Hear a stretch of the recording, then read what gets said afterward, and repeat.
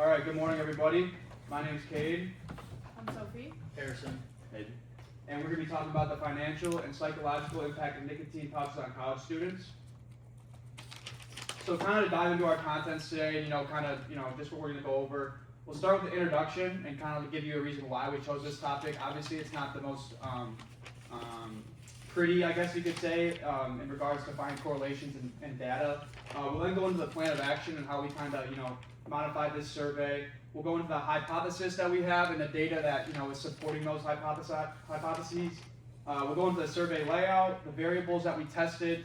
We'll talk about kind of why this data matters to us and, what can we kind of implement to the university. And then at the end, obviously, we'll have questions.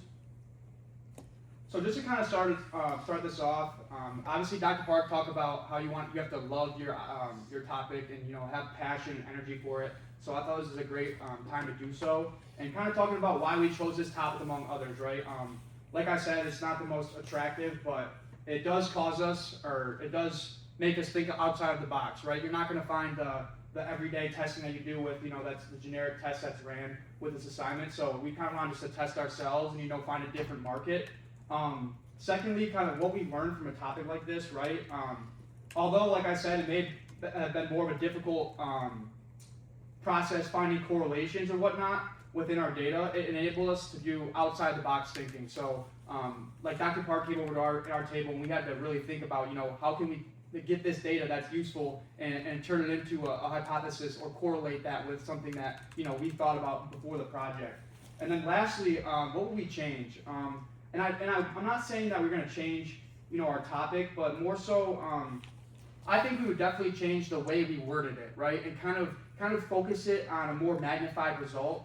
We kind of gave it a broad, answering aspect to it, but also we would try with males only to see if there was a correlation found for the first question. Obviously, correlation isn't always causation, but we think that we say that if it was just males, that the data would be different and it would back up our hypotheses.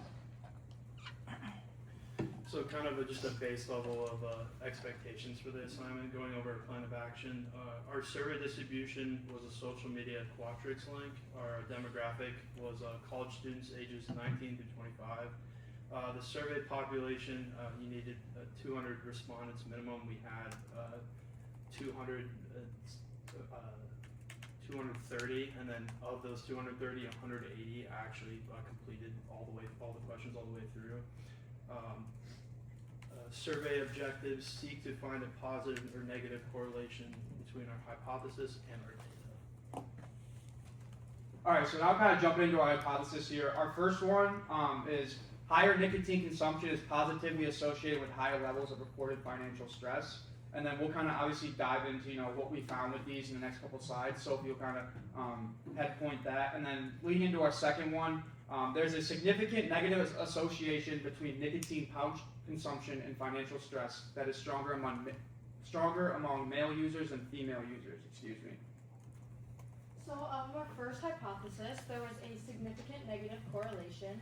The R-square at 0.050, which means that the number of nicotine pouches used per week explains about 5% of the variation in financial stress scores, which is a small effect, but still statistically significant. Our p-value is 0.018, which is below the common threshold of 0.05, indicating that the relationship is unlikely due to random chance. Our coefficient beta is negative 0.475, and the negative indicates an inverse relationship, which means for every additional nicotine pouch used per week, the financial stress score decreases by about 0.475 points. The analysis suggests that individuals who use more nicotine pouches per week tend to report slightly lower levels of financial stress. And it is critical to remember that correlation does not equal causation. Therefore, we cannot say that using nicotine pouches causes reduced financial stress. So for our hypothesis 2, there is a strong and significant difference between the weekly use of males and females. And our evidence from our t-test, our means are males use about 2.27 pouches per week, and females use about 1.21 pouches per week. Our p-value is under 0.001, which indicates this gender difference is highly statistically significant. Our interpretation on this is, in this sample, males consume significantly more nicotine pouches per week than females, and this finding, however, does not imply a correlation with financial stress or health knowledge by itself, but it is still an important demographic characteristic of our sample. Alright, taking a look at our survey layout, fairly similar to, I'm sure, most groups. Started off just a kind of a basic consent form, having the people consent to take our survey and truthfully to the best of their ability, as well as saying that it will be anonymous. It'll take roughly 5 minutes. We'll go into kind of the main bulk of questions, just general questions, demographic questions, and then dive into other things, kind of gender, education level, and then ask questions related to nicotine pouch use, and their financial stress levels, as well as kind of nicotine pouch purchase and use together. And then thank you for their participation there at the end. Look at our variables, independent variable, the purchase and use of nicotine pouches. So measured that by frequency. We went weekly, the amount of tins used per week or purchased per week, and also the measure or the frequency of the amount used per week. And then the dependent variable, financial stress, that was measured.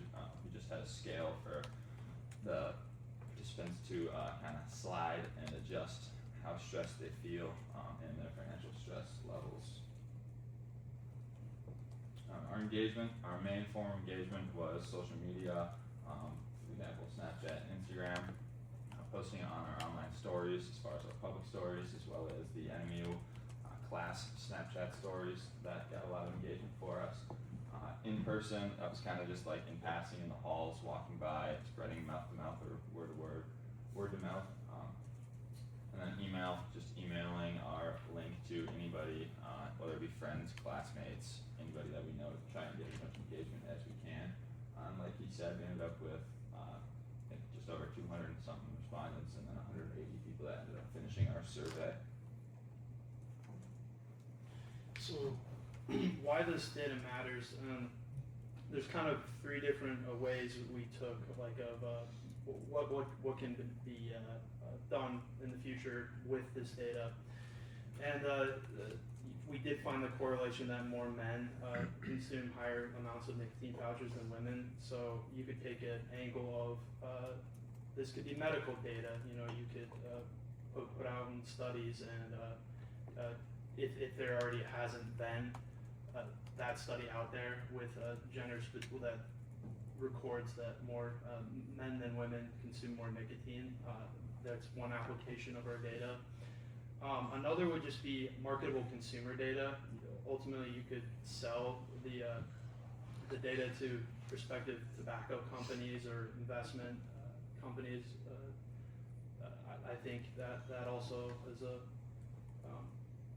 big possible use. And then expand Wildcat Willie questions. So I guess the big point of this assignment was to come up or see an issue that's going on in our campus and our student population and come up with a set solution that you could go talk to administrators here on campus and find out or work with to come up with a solution. And our solution was just expanding the Wildcat Willie questions. They talk about they're always it's the text that you get probably once a month on mental health. I think it would be important because like campus is known for having a lot of initiatives. Like they have mental health initiatives. They have initiatives on hazing, for instance, this year.